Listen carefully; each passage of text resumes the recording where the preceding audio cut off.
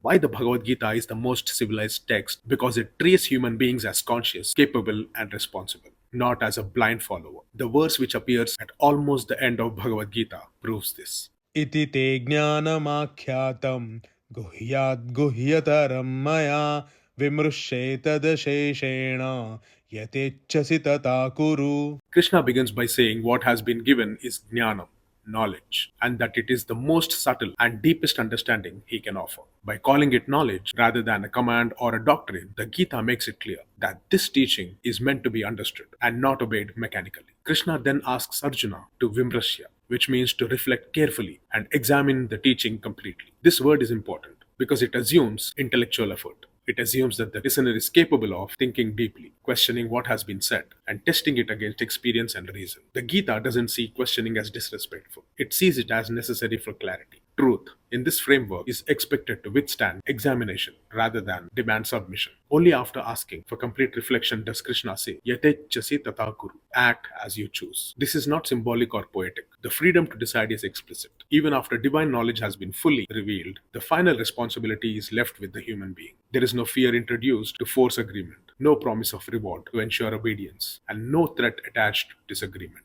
This structure reveals the civilization depth of the Gita. It does not remove human agency in the name of spirituality. Instead, it intensifies it. Action is no longer something you perform because you are told to do so. It is something you choose after understanding the reality as clearly as possible. Dharma here is not obedience to authority, but alignment with truth through conscious action. This is why Bhagavad Gita does not try to create followers who obey without thought. It seeks to form individuals who are clear, responsible, and capable of making difficult decisions. A system that trusts human, and that reflects a mature civilization. This is why this single verse explains why the Bhagavad Gita stands apart from its contenders. Jai Shri Krishna.